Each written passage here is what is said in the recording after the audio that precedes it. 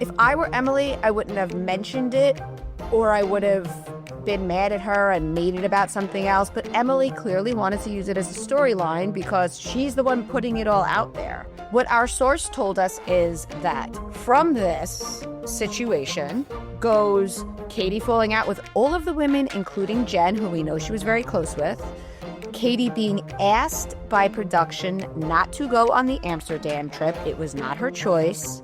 But we hear she will be at the reunion in October, unless, I guess, she chickens out.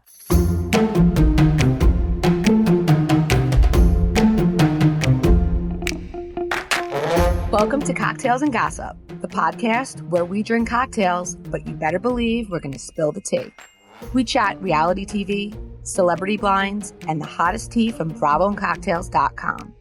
And as always, it's all alleged and just for fun. We do not verify our blinds. I'm B. And I'm Amanda. Let's get into this week's tea. What's up, cocktailers? Hello, Amanda. Hi, B. Hi, cocktailers. So, B, how was the rest of your trip? It was great. We are back home. I am trying to get my life organized. What else is new? But it's good. It is hot. Yeah, it's hot here too. It's a break from like the demands of schoolwork for the kids, and like they still do have some like sports training, but it's not as pressure. It's like if you could make it, you go. If you can't, you don't. You know. That's good. Yes. How about you? It's good. Yeah, my kids have not told me they're bored yet, so there you go. Big win. Because they know too, if I say it, I'm like, well, you have summer homework. Yes. Here it is. Both of you have a lot of books that you need to read this summer. So no, it's been a really great summer. Speaking of, do you want to know what I did? What? It's very typical B, and nobody is going to be surprised by this. So my son's school sent like a very long list, and it's not required, but they obviously want you to read a couple of them. Yeah. So I'm like, okay, here's the list. Read it over. So he picked The Help, which I thought was really sweet because, you know, he's never seen the movie. I actually read The Help and loved it. I'm like, I love that he picked that. Yeah. And then he picked The Blind Side, which is like, you know, typical boy. It's about football. And yeah. All right, cool.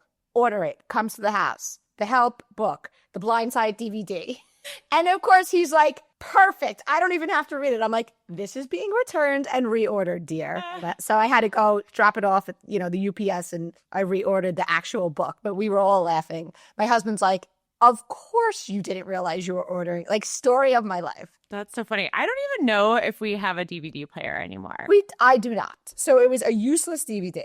Yeah. Oh, that's too funny. Yeah. Before we get into this week's tea, which, by the way, you guys, we have a really good piece of tea that we got today, but we have been getting so much coming into the Send Us Tea inbox and then obviously through DMs. So I just wanted to remind you guys that now is a great time to join Cocktail Party.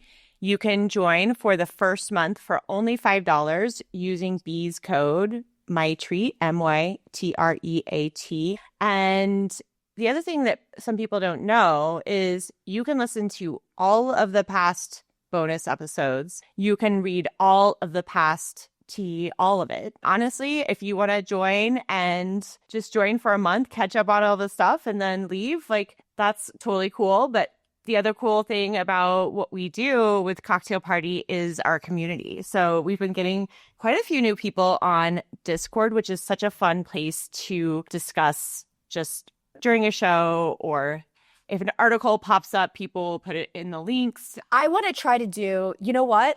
So it's Thursday and OC comes out tonight. I may try to, and I'll put a post. I'm going to wait till later in the day because you know how days go. Right. We like to live chat in the Discord where like we're all watching the show, and then on commercials we comment. So that's always fun. And we do a monthly Zoom, which I swear it's worth, in my opinion, if I were a cocktailer, that would be worth it, because the stuff that people come on and they're like, hey, I'm Jesse Salomon's ex-girlfriend. Like, just as an example. And we're like, wait, what? And they're like, okay, B, you can never post this. We do not record the Zooms because really crazy stuff has been said that I cannot repeat anywhere. But those cocktailers, and I would just want to say another thing. We have the most incredible retention rate. Very rarely do people join, quit, and not come back. We have had people, and this is like so true. I know a lot of my friends, like Amanda and I watch everything. We're Bravo fanatics. Fine. But we have some people who are like only into certain shows and then will cancel Cocktail, but they always come back. Yeah. We could run the numbers on that. Yeah, we absolutely could. And you know what's so funny too? I was just thinking about it because specifically because of our Zooms, I know some things about, for example, some Bravo stars who are generous lovers. Yes. Like things like that you can only find out on the Zoom and we would never repeat. Oh. I also want to say something else because we took a lot of flack when Nene was not on the cast for Traitors because we had said that she was going to be on. And we said that in Cocktail Party and then we made it public. And then the source who told me was like, B, I don't know what happened, but she's not on. And I was like, are you kidding me? So imagine my relief when I heard her on Cynthia Bailey and Crystal Minkoff's podcast saying, I was supposed to be on Traitors 4, but at the last minute I had to pull out because her son, and we send her son all the prayers and well wishes, had health complications and was in the hospital. So as any mom would, she decided it was not a good time for her to leave. Yeah. But yeah, I was like, okay, I'm not crazy because we had heard that from different sources and our Traitor source is a lock. So I'm like, what is happening? Yeah, absolutely. The other thing, too, we both want to send our love and support to all the people in Texas who have been affected by the floods. It's an absolutely, especially as a mom, like it's an unthinkable tragedy. And I have been praying for them every day and praying for miracles. And we're thinking of you guys. I can't even wrap my head around it. All of our love and prayers. It's unthinkable. It's unthinkable. As a mom whose kids go to camp, it's very, very, very, as any human, you don't have to be a mom to be completely disturbed by Absolutely. it. So moving on to our usual BS. So I know you started watching McBee Dynasty, which actually premiered last year on Peacocks. So it's like kind of like a Yellowstone, but reality at Yellowstone. Season 2 is now on Bravo, and this family is embroiled with some legal drama. So apparently that dad, Steve Sr., is going to jail. So you told me I should watch the show. So I happened to catch the first episode of the second season, and I was like, okay, this is insanity. Let me go back and start the first season. So I'm not done yet because I binged my way through The Gilded Age, which I know I keep saying it, but it's so freaking good. You guys have to watch it. And now I'm trying to pace myself because when I like a show, then you're sad when there's no more. So like you said, it's like Yellowstone meets Bravo, but there's also something about it that's very old school reality show. Like, remember the Hogan, Hulk Hogan and his family had it. It's just something about it is not produced. These people are unprepared for television, which makes it a really fun watch. The oldest son, Steven, who is beautiful, Steven Jr. Very handsome. He was on Joe Millionaire for Richer or Poorer. I didn't even know that was still out in 2022.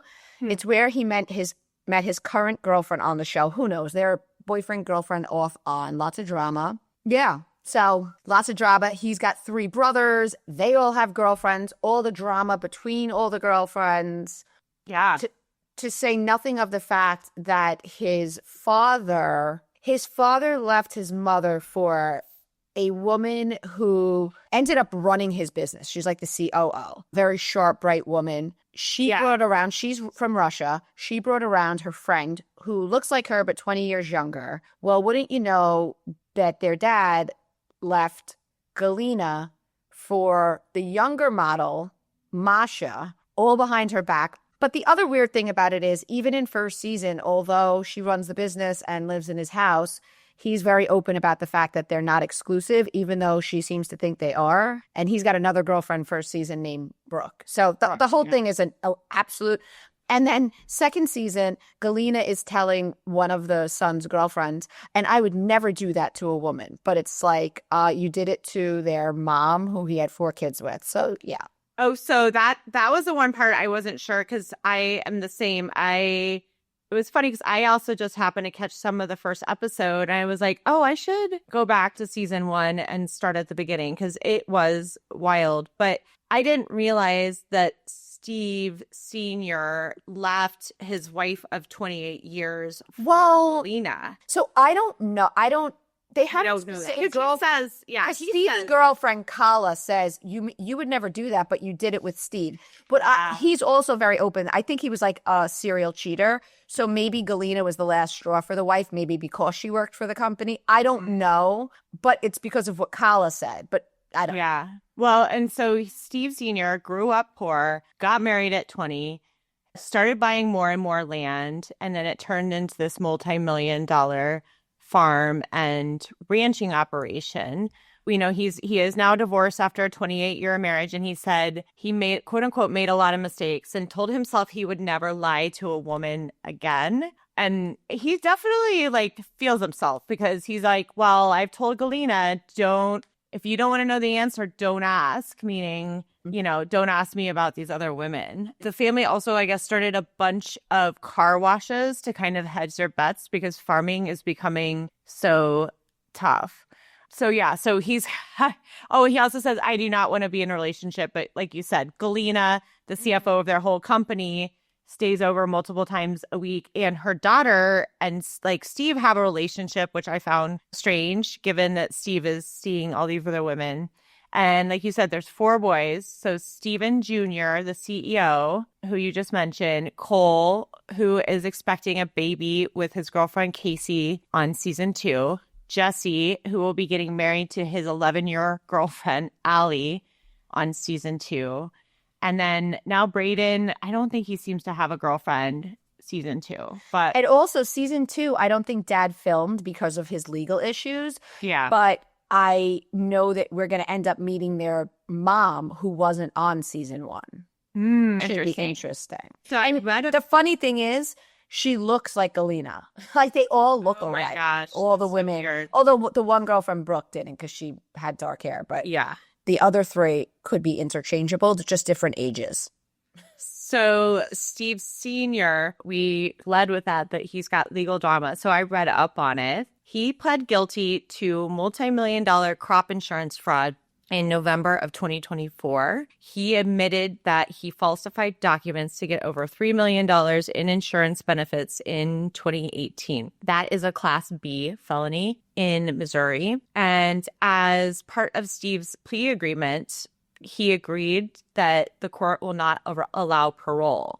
So it's looking like he's facing up to 30 years, and the sentencing is in September. Yikes. Yeah. Yeah, that's scary. And in second season, we see that Steve Jr. is very stressed about finances and they're very leveraged and they have huge tax bills, probably because they didn't pay tax for a long time. Pay your taxes, especially when you go on television. I mean, if I have learned anything, it is that. Seriously. So yeah, hoping you guys will pick it up and start watching with us because we want to talk about it. Yeah, and it's just something a little bit different. I know. Yeah, Becky and I were talking about it before we got on the pod, and it does feel kind of like old school reality TV where it's not overly produced. And, you know, these people, they're not like Sheena, just who for a scene is bringing a tray of drinks to it. I mean, they are actually working on this farm, sometimes pulling all-nighters. It's a hard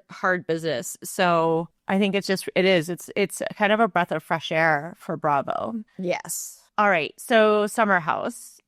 Last week, we were speculating on who the newbies could be. And of course, this weekend, so 4th of July weekend, during filming, our followers did not disappoint us. So shout out to the cocktailers who are lucky enough to be in the Hamptons and getting us all the scoop. So let's walk through who the newbies are and how that tea came in as we exclusively shared it on our site and on Instagram. So it started with a DM that we got on the morning of July 4th. So that would have been the night before that they were all hanging. And the DM said, "Hey, B, I met all the guys, all very nice and open to chatting. One of them was a newbie who introduced himself as KJ. She said trying to get Instagram handles to to confirm like exactly who he is. The DMs kept flooding in because I don't know which one of them posted it, but O'Sheen, is that what you're saying? Yeah. O'Sheen, who you guys will remember as the milkman from Southern Hospitality. He was on one season. He was very unliked. They call him he calls himself the milkman, you guys, because on his OnlyFans, he poses nude or in his skivvies and pours milk all over himself. Gallon. Okay. So very weird. He was pictured in the Instagram stories with West and Jesse and this new guy, KJ, and a couple of the new girls. Now we had to figure out who the new girls were. But first, I had to figure out, okay, is O'Sheen going to be making a cameo on Summer House? Because remember, Amanda told us it's somebody we know. I have good news if you don't like O'Sheen. Maddie and Joe Bradley were also at the club, and they told a cocktailer, oh, no, we're not here filming. We're just here supporting O'Sheen because he's working at whatever club they were at, Ketchy Beach or something. But we think that the Summer House cast may swing by to say what's up. But it wasn't like a planned crossover by production. As far as we know, we won't see them on Summer House. And if we do, it would be like in the background. Like, oh, you know what I mean? Like, yeah. They're not going to be staying at the house. It's not like Tom Schwartz who comes for the weekend. Right. Yeah.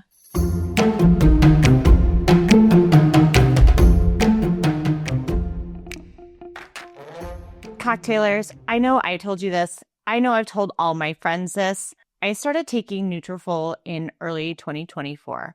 The results I have had are visibly noticeable. I have a whole new layer of hair that has come in all over my head that is, I'd say, maybe 5 inches long now. Funny enough, I was chatting with a friend recently just about hair. She had just gotten her hair done, and she told me that her hairdresser recommended Nutrafol to her as well. Summer is full of hot days, humid nights, and nonstop plans. All that heat can increase hair shedding, while a packed schedule can add stress, which can also impact your hair. Nutrafol's whole body approach and clinically tested formulas support your hair from within, so you can focus on living your best life all summer long. Nutrafol is the #1 dermatologist-recommended hair growth supplement brand, trusted by over 1.5 million people. Anything truly worthwhile takes time and effort, and with Nutrafol, see thicker, stronger, faster-growing hair and less shedding in just 3 to 6 months. This summer, stop worrying about your hair and start making memories. For a limited time, Nutrafol is offering cocktailers $10 off your first month subscription and free shipping when you go to Nutrafol.com and enter the promo code GOSSIP. Find out why Nutrafol is the best-selling hair growth supplement brand at Nutrafol.com, spelled Nutrafol.com, promo code GOSSIP. That's Nutrafol.com, promo code GOSSIP.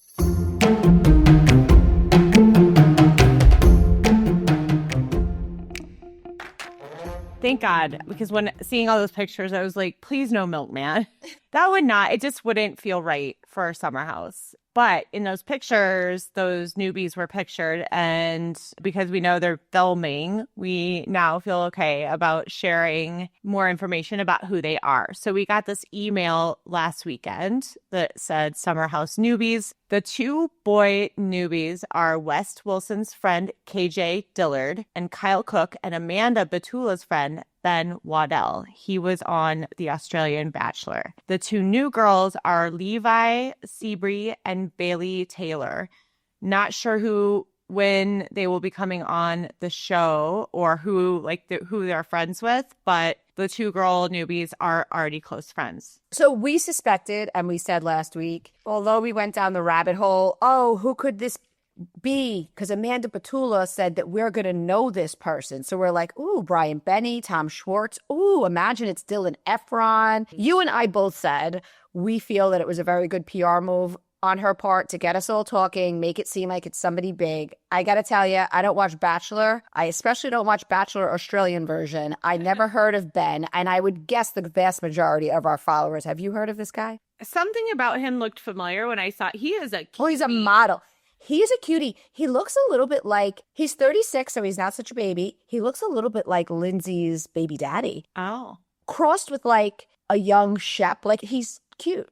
Yeah, curly hair, very good looking. Yeah. Mhm. But yeah, I didn't know him. I wasn't like, oh yeah, I totally know that guy. I just was like, he looks familiar. So I agree. He also looks to be exactly Ciara's type. He's got that look that she I goes wonder if for. we just cast purposely to just try to get. And I forget if I checked how old KJ was, but KJ is like a recording artist. He's a tall, incredibly fit guy. I said, I don't care if he's younger. It actually makes it better. I'd like to see Lindsay get her groove back with him because I feel like that would be a fun hookup. Yeah. I think that Ciara is going to be very unlikely to hook up with anyone in the house, but you never know. Yeah. Never know. The two girls, Levi and Bailey. Am I saying it right? Levi? Yeah, Levi and Bailey. A lot of you guys joked it sounded very much like Lexi and Bailey from last season. The difference is they're actually friends. Like, looking at their Instagram, they've been hanging out for a long time. We need people who are friends. And I don't think they necessarily need to be friends with the whole cast. That's almost better if they're not, because they have their ally and ride or die. Yeah. Let's see. The one girl, Lexi, has like a social media. Levi. You hear me? She has something called It Girl, and she interviews people on the street, and she's interviewed a lot of celebrities like Stella McCartney and other big names. So she's kind of in the biz. I like that. Mm-hmm. And that means that she's got something to promote too, which is good. Yeah, KJ is a recording artist, but so there is a little something, another piece of tea we have for you guys. That's kind of wild. We did post this in Cocktail Party from an anonymous. I met Wes recently, and he said he was almost positive that production was going to cast his ex-girlfriend. He said they're on good terms. I have no idea if either of the new girls are his ex-girlfriend, but based on what he said, it's possible. So he posted this in Cocktail, and I haven't heard anything else about it. Sometimes what I always hope for, what Amanda and I hope for, is that we post that and somebody DMs and they're like, wait, Levi's his ex-girlfriend or Bailey's his ex-girlfriend. But that didn't happen. So we don't know if they actually ended up casting. I think that would be juicy. He has that ex, right? That it was a Dallas Cowboy cheerleader or something, right? Yes, but I think that was from like high school or college. Like, I think it was a more recent ex, but I just think it would be very interesting because I think just knowing Ciara's personality, I think it would automatically put her a little bit at odds with the two newbies. So I think, listen, we need some drama. We do need some drama. We saw... Oh, so I was going to see what you think about, I have a theory. Gabby also shared a story of looked like a salad. It was a salad and wrote like summer nutrition with Lindsay or something and tagged Lindsay Hubbard. So I think we'll see Gabby. People want to know if Lindsay is in the house. So last year we know she didn't always stay the full weekend. I'm sure she's not staying the full weekend this year, or she's in her own house down the road with Gemma. Do you think Gabby is staying there or she's staying in the regular house? Amanda, you and I said before we knew whether Lindsay would be back, but we were both convinced that she would be, we were like, put her in her own house, throw Gabby in the house, let the girls walk over and hang with her in the mornings and do breakfast. I don't know that that's true, but I think it would absolutely make sense. But even if we don't see it filmed that way, I think there's a possibility that Lindsay has a rental out there and maybe she'll even look like she's staying over. Or maybe she will sometimes stay over if the baby daddy goes out. You know what I'm saying? Like, yeah, it would make sense for her to have a home base in the Hamptons so she doesn't have to run back to the city every Sunday. Right. And I'm sure the guy spent time in the Hamptons, so I'm sure he can come out and stay in there. You know what I mean? Like all that kind of stuff. So yeah, that's how I'm picturing her having her own home base in the Hamptons. Whether or not we see her stay in the house to be determined. Yeah. I feel like we're already missing Paige. Yeah. I know I am. Have definitely been following her Instagram posts because her Capri trip that I think she does every year with her family looks incredible. She actually copied one of the White Lotus looks from Chloe. So if you guys remember the girlfriend who is like French Canadian, who is Greg's young girlfriend, super hot. It was this like pink one-piece bathing suit with this beautiful sheer pink skirt worn like super low. So like you can see the tops of her thighs over the skirt kind of worn, but she wore it just like Chloe did and it looks amazing. And the hat too. She had the hat. Oh, good.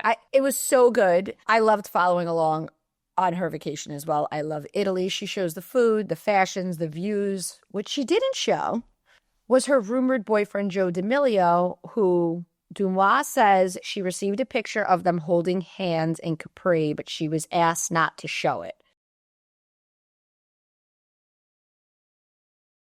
I mean, we have no reason to not believe that. We actually got something interesting yesterday. Yeah. A follower, I don't know what I just did with the site. That's weird. A follower DM'd me and they were like, B, a friend of mine, I have it browsing layouts, which I have no idea why. I'm just trying to look at a post, but I'm going to get it, guys. Don't worry. There it is. So I didn't want to, okay. So I wrote, I personally don't think this sounds like her type. And also she was spotted with her boyfriend in Italy. But a friend of a friend says Paige has been texting with this guy. This guy's from a big family. We actually mentioned one of his brothers as a summer house possibility, but I don't think that worked out. One of the brothers was on a reality show, Farmer Wants a Wife. One of his sisters dated the country star Riley Green. So she's texting with him. And I said to the person, are we sure it's romantic? And the cocktailer was like, I don't know. The guy owns a clothing brand with his brothers. So I said to them, I wouldn't be surprised if it were something professional. But again, we don't know that she's exclusive with Joe. Like, if they are dating, it may just be dating. It's only been a few months. So is it possible that she's texting with somebody? All things are possible. The person is going to speak with their friend and give us the tea. So stay tuned. That is in Cocktail Party. Yeah, but we miss you, Paige. I know we'll see her again on our screens. I have to say, she was saying on Giggly Squad what their family does. And it sounds like the perfect vacation. They go to the pool, or they go to the beach club and they go to dinner and then they do it all over again the next day. I'm like, lovely. That's what I do when I do an island. Like, it's just sometimes you just need that. Yeah. Some people are very adventurous, as you are, but even adventurous people need a couple of days to just chill. For sure. I like a mix. And I did a trip to Italy actually a few years ago that was perfect because we started in Capri, had those few days to just do that, essentially, like sit by the pool, eat amazing food. I mean, the food's amazing everywhere. Yes. And then we went and did all the Rome, and we did Tuscany, and so it was so nice to have both. Yeah, I agree. Okay, so today is Thursday.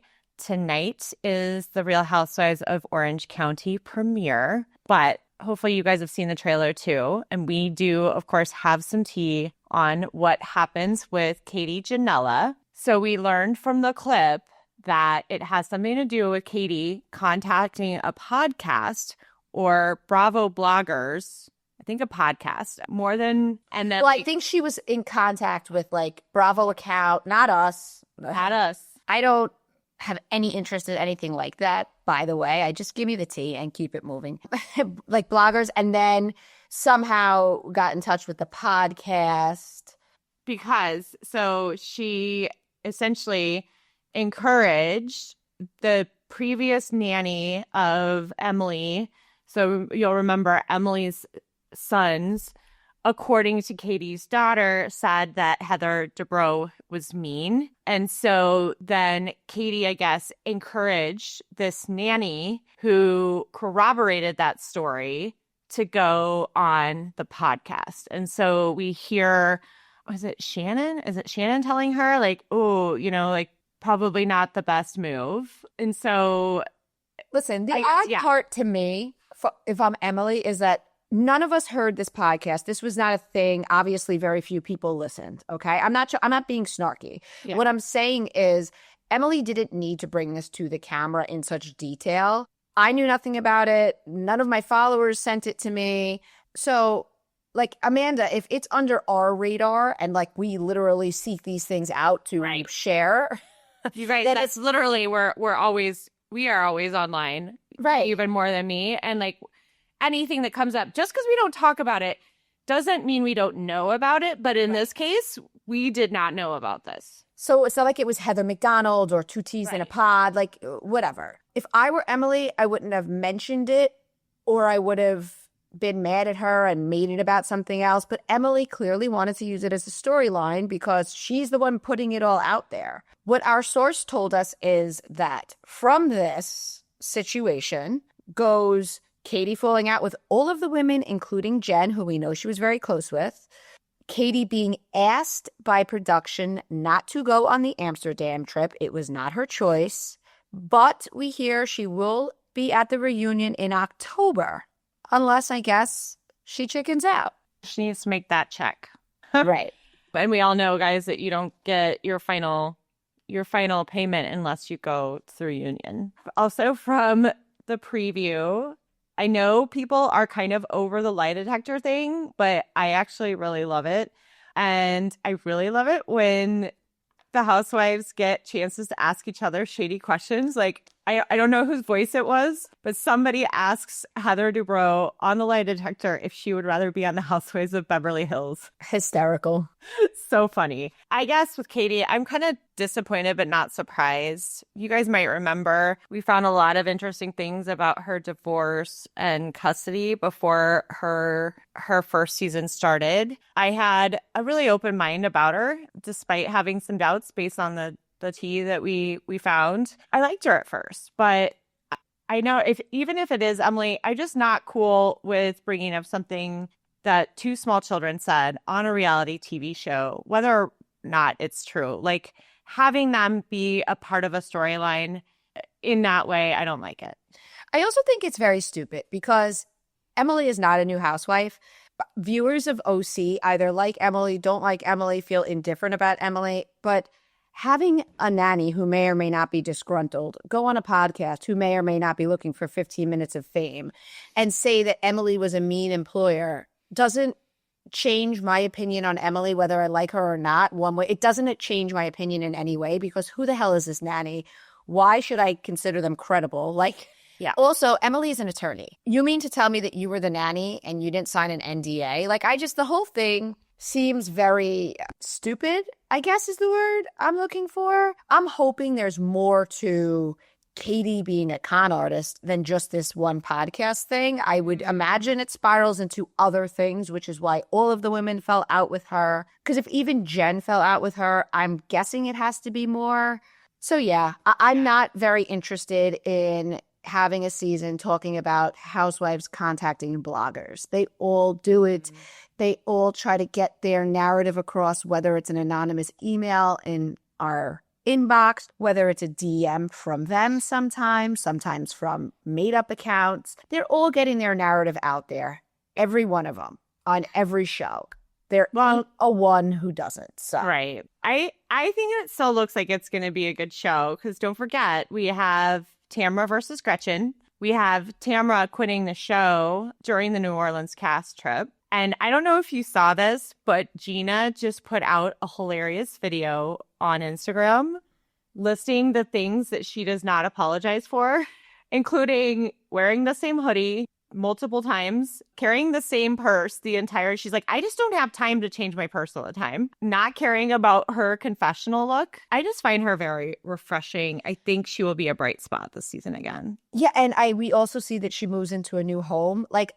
Gina is doing what we wish other housewives did. Gina is living within her means. Yes, we know she gets a big check from Beverly Hills. We know that she's having success with her real estate career. And with that, she isn't buying a million Aviator Nation hoodies. She's buying one, and then she's putting her money away, and now she's living in a larger home with her children and her boyfriend, Travis. These are things we should be encouraging. And I get that Housewives started as aspirational, but there is something very inspiring about a woman who, when we met her, was a stay-at-home mom with a successful husband and didn't work, and the bottom fell out of her marriage, and she had to pull herself up, get a career, and buy her own home.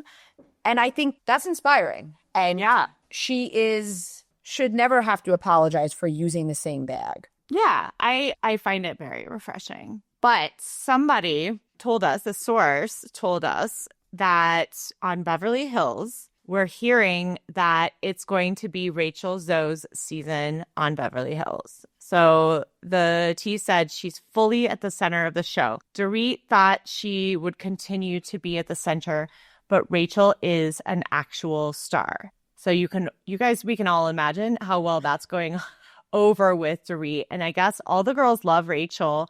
She's bringing a couture level of fashion to the show, which makes so much sense because she's had her own line. She was a very, very high fashion stylist to all the red carpet stars. And somebody noticed that Rachel Zoe is following everybody but Dorit. So it sounds like there could be a little fashion face-off brewing, and I'm here for it. You know, initially I compared her and said, oh, I hope she's not like Becky Minkoff who fell flat. But that was silly of me because Rachel is an OG reality star. She had her own show on Bravo. She knows how reality television works. So the idea that she comes in strong actually makes more sense than her sucking as a housewife. Yeah. I'm excited. I love that she's going toe-to-toe with Dorit. I can totally picture Dorit being pissed that the spotlight is not on her. Bring it all. I love it. Let's go. I'm interested to see how she interacts with Sutton, too, because I can kind of see it going like one or the other way. Yeah. I hope Jennifer Tilly is on again. Yeah, we haven't confirmed. And a lot of times with the friends on Beverly Hills, it seems very loosey-goosey where like sometimes they just end up popping up. Yeah.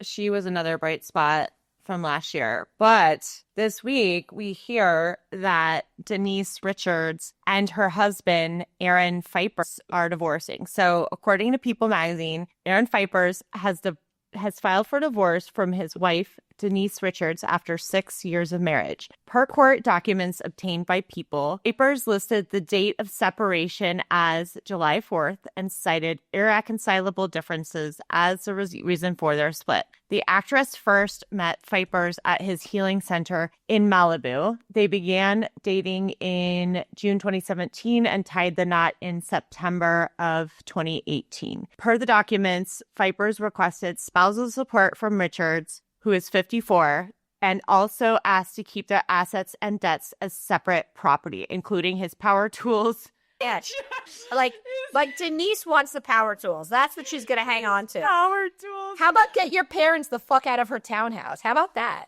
His power tools, motorcycle, and sports car. The couple share no minor children, although Richards previously shared that Pfeiffer's was in the process of adopting her daughter Eloise, who is 14. It is unclear if it was ever made official. That's the saddest part to me, is that they were raising Eloise together. If they've been together since 2017, she was about 6 years old. He clearly was her father figure. We're not sure if the adoption was official, but clearly to Eloise, that is her father, and I hope he continues to play a role in her life. We also know that Aaron is embroiled with legal issues. He's being sued because of his healing center. A lot of people said maybe this is just for financial reasons to separate their assets, but why would he be asking for spousal support if that were the case? Yeah. I was thinking maybe let's try to get the show greenlit for a second season because we know that it wasn't picked up. Oh, it wasn't? I didn't know that. Oh. Sometimes they do these like little spin-offs. I don't know if it was ever intended to, I don't know. Mm-hmm. But it wasn't. I mean, and TMZ just posted today that they haven't heard that it's going to be now that she's splitting. Listen, I love Denise. She's kooky and quirky and fun. We wish her the best. For her sake, if she's happy with this guy who I've never really, I find his personality from boring to just weird, power tools and all. He's cute, but he's a weird dude. We also, I had people, sources say that he's like a honey hopper. He goes from one famous wealthy woman to the next. I think he's married to Nicolette Sheridan. So he doesn't have any money. Maybe he feels he can do better financially looking for his next meal ticket. That's just my opinion. I don't know that. I said, because I had heard that the second season, they weren't picked up, I was like, Beverly Hills is filming, throw Denise a check, and have her meet a couple of the ladies for lunch, and let's hear what's going on. Yeah, I would love that. And I agree with you. There was something always a little off about that dude. Also this week, pictures came out of Erika Jayne. So maybe there's finally something to talk about regarding her love life. So the man in the picture holding hands with her, his name is, he goes by Shrek is his nickname. He is the godfather to Heidi and Spencer Pratt's kids. He does security for Heidi, big time for an ex-military guy. Where it gets juicier, this sighting comes just as Erica's divorce from Tom Girardi might be getting tossed out of court, which, what a nightmare. A judge in LA reportedly scheduled a hearing for August 1st because no judgment has been entered, and Tom didn't even send legal representation to the last one. One of Erica's lawyers already said back in April that the divorce probably won't go anywhere because Tom is not competent to defend it. He has been in a senior care facility since 2021 and was diagnosed with Alzheimer's. Although, if I remember right, he was judged competent to stand trial. That's what I was thinking when I read this. So interesting. While her marriage may technically still be intact, I mean, she's clearly moved on. What a nightmare, though. Can you imagine not being able to get divorced because your ex is like, there's got to be some kind of law to protect her in that situation. We don't know how long Erica and this guy they call Shrek have been together, but we do know that she recently, and I'm trying to remember where it was, Coachella or, I don't know, it wasn't Coachella, but there was some festival where Erica Jane was there and Heidi was performing. So I don't know what came first. Yeah, in London. I don't know what came first, the chicken or the egg. Did she meet him there? Were they already seeing each other? Erica doesn't strike me as somebody who's like dying to get remarried. But to just have to be legally, I don't know, because if he's competent enough to have to go to jail, then he has to be competent enough to be able to get divorced. Like the two go hand in hand. So hopefully she'll be able to get a divorce. I mean, can't make somebody stay married until what? The man passes? That seems ridiculous. And then legally, would she still be on the hook for repayment for the victims? Know. If she's still married to him, I wonder. I don't know. This is where we need our legal cocktailers to weigh in on this situation. Because I would think there's got to be some kind of law that would protect her, the competent person, like in a situation where one person is no longer competent and can't go through with the divorce. One would think. You would think. Yeah. So let us know, cocktailers. And then we woke up to a very interesting email. We had heard nothing about this, but the subject title, Keeping Up with Kyle. The Umanskis are filming a pilot for NBC Universal. It will feature the entire family, including Kyle and Mauricio. Alex Baskin is producing. Kyle has a vanity credit, billed as Modern Family meets Keeping Up with the Kardashians. I Googled what is a vanity credit. Basically, it's you say that Kyle's a producer, but really it's just like, I don't know. Well, I wonder if if it's going to be set up the same way the Kardashians have had their show, where they have ultimate editing say, which I think was genius on Chris's part, because we've even heard it says a production credit given to an individual who has little or no actual involvement in the creation of the show. It's essentially an honorary title often used to boost an actor's or other individual's status or to fulfill a contractual obligation rather than reflecting substantial production work. That's like slam. Yeah. Listen, we have no reason to believe this isn't true, although we know that anonymous emails can be sent in from anywhere. The fact that they actually name Alex Baskin as the producer leads me to believe this is based in truth. Yeah. And I think people would tune in. Yeah. I mean, I think I'll check it out for sure. And so what cocktailers are saying is, does she come out with her relationship with Morgan, which we don't even know if she's still with Morgan. They haven't been spotted together, but do we think maybe she's holding out for her own show to do that, or we're never getting that? Stop. It would make sense. It would make sense. Do you want to talk a little bit about the Valley? Should we save that for cocktail and talk about Atlanta? Yeah, let's do it. This is the current word on the street, okay, guys? It's basically stayed the same. So Nene Leakes, this is what we've been hearing.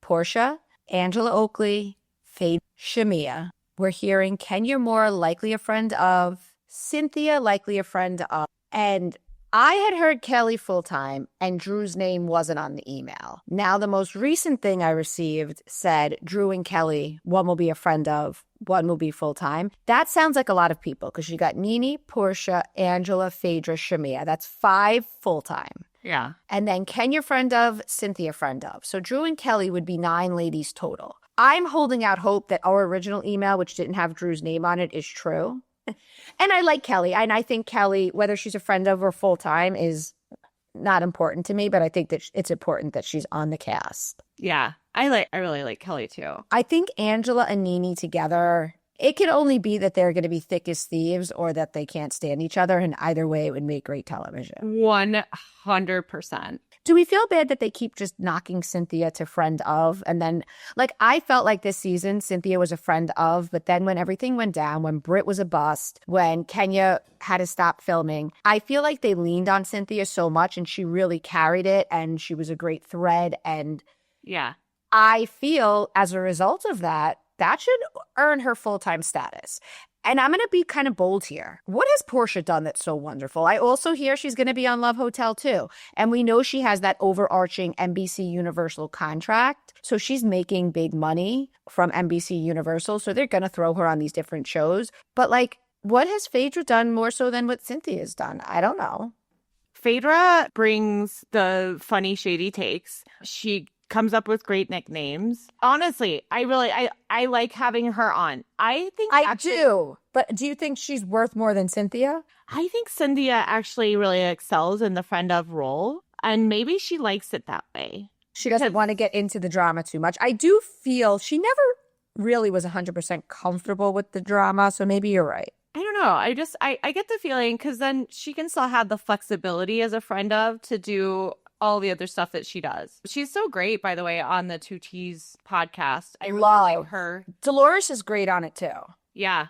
Dolores is really great. Speaking of Dolores, I would say it was a couple months ago where you and I shared a rumor about Dolores filming for Rhode Island, and everyone and their brother told us we didn't know what we were talking about and we had fake tea. Well, we had a video sent to us of our girl Dolo filming with the cast of Rhode Island on Block Island in Rhode Island. Yeah. I didn't even believe it at first. To be fair.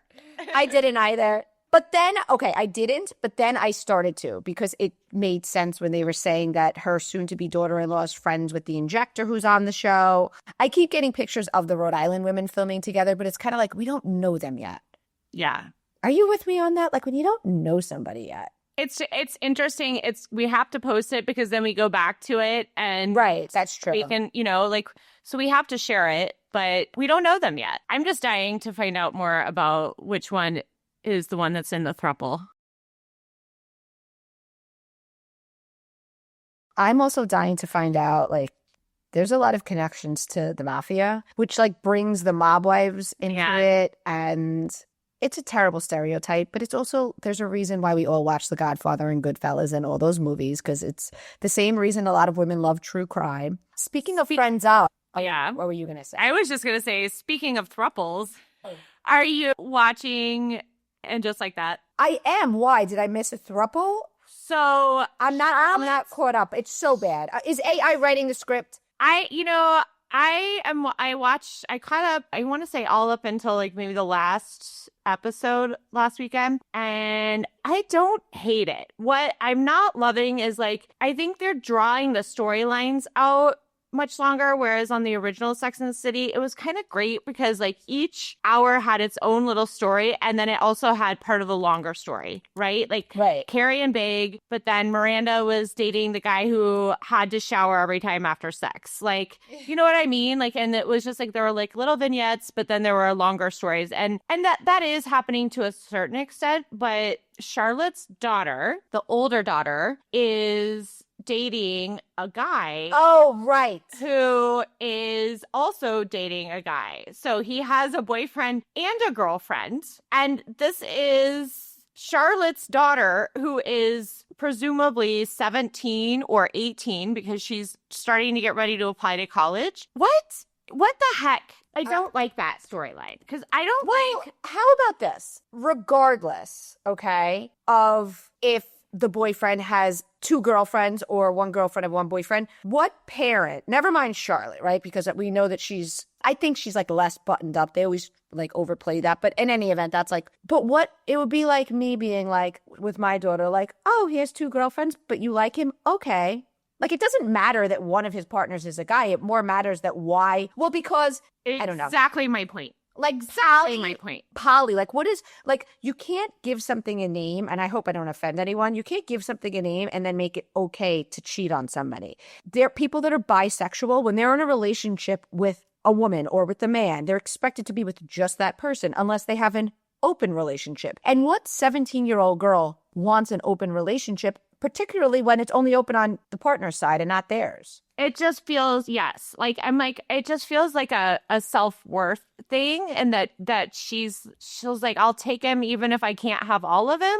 I don't like it. I don't like it for a 17, 18-year-old. I think if you're an adult and you've had much experience and you say you have a really busy career and you don't want to have somebody that is fully committed to you because of yours, that's a little bit different of a thing. But in a 17-year-old, I'm like, I don't like it. I don't like it. Icky to me. The other thing that I find very odd is the character who plays Lisa Todd Wexley. Mm-hmm. Season 1, she talked about her dad dying. Season 2, I believe her dad was at dinner, and now her dad died again. So what is happening? And why am I seeing, shout out to Kiki, the talk of shame, because she posted that. And when she posted it, I was like, wait, yeah, he did die first season. So I think it was so Quincy Jones, I think, was her stepdad. So maybe her stepdad passed and then now her, I don't know. Something, okay. I think it's something like that. But I agree. Just a lazy storytelling. Because if they didn't realize that they had already done that, or if they did realize, then they would have clarified it a little bit more on the show. Like, that was my stepdad. Now I've lost my real dad. I've lost them both. Like, that would be an easy way to fix it. So it just felt a little bit lazy. Because my other thing with the show is, okay, we've got Miranda dating her British girlfriend. But she seems very interested in Carrie's downstairs neighbor, who is the author. We have the hot gardener who Seema also seems very interested in. And we have... Can I ask you a question? Yeah. And I know there's a lot of chatter online how people have always said, like, Carrie's a bitch, whatever. I never agreed. But Carrie being such a bitch with Miranda being in her house kind of bothers me a lot. I mean, I don't know that she's necessarily being that bitchy, because, like, it would drive me crazy if my guests didn't run by the grocery. I mean, there's a bodega on every corner in New York. Like, you're eating the last yogurt, you're drinking the last Coke. I get it, but that's like she just got there. Maybe if she like overstays her, I don't know. I feel like at first you'd be a little gracious and like, yeah, I don't know. If I had a friend come stay with me and they ate my last yogurt, I wouldn't say anything. I would get more yogurts. And then if like they're still with me for 2-3 weeks and they're not purchasing anything, then I would maybe be like, hey, listen, what's the deal with groceries? Because I never have any yogurt and I never have bananas. Like, I don't know. I think I wouldn't show up empty-handed to somebody's house either. That's true. And I also thought it was messed up. Carrie was clearly so excited for that big dining room table, and then she had like all her stuff all over it. That was inconsiderate. Yeah, that's true. I agree with that. But it's. But also, why is Miranda living with Carrie? She is a successful woman. Rent an apartment. Why are you Airbnb? Rent. Buy. Sell the house in Brooklyn. Split the proceeds with Steve and buy a condo. Most divorced people do. Yeah. And where's Steve? They had him in a wheelchair now. They made him a geriatric, and now you don't even see him. But then he was like also getting all pumped up like last season and like doing chin-ups in the doorway. Yes. It's the whole thing. Lazy writing. I still watch it too. I can't quit it, but I'm starting to get mad. Yeah. And then wearing the high heels all day inside your own house. Like, that's not a thing. It's not a thing. I literally carry them to like all the way downstairs to right by my garage, and then I put them on before I get in the car. There's no way you're like... Also, unpopular opinion, I never liked Aiden for Carrie, and I fucking hate it now. I think it is ridiculous that he's in Virginia, and I'm not caught up to date, but I did see a clip where I believe he banged his ex-wife, or he banged somebody because he was like, I was disloyal to you. And she's like, why? Because you slept with someone else? We didn't promise monogamy. I just promised that I'd wait for you when you came back. Like, what? Oh, I haven't seen that clip yet. You're damn near 60. What are you waiting for? Well, like, you're either going to be with him or you're not. And why would you be with him? I mean, I respect that he's putting his son first. And like Carrie even says it in the show. She's like, I didn't really believe that you needed to be here for him, for Wyatt, but now I do after seeing this, because he like has this flip out. He breaks a window and like acts like a total like, Right, but why is Carrie waiting for him? That might not ever resolve. yeah. Or if she feels so inclined, move to freaking Virginia. Like, what? She'll never do that. You're not in college to have a long distance. I don't know. I found the whole thing. And like, what's the spark between them? What? I don't know. I mean, it is real cute when he picks her up and like carries her into the bedroom. I always like to see that. You know, young Aiden maybe, but this version of Aiden, I can't get behind. Yeah, he's coming off a little like a weenie. Yeah, a weenie. And that jerking off scene did him no favors. Like, stop it. I mean, this writing is... All right, on that note, we love you guys. Thanks, everybody.